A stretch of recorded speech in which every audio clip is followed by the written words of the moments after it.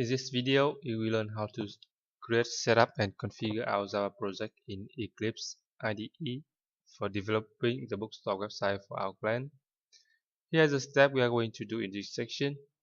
First, we create a Java dynamic web project.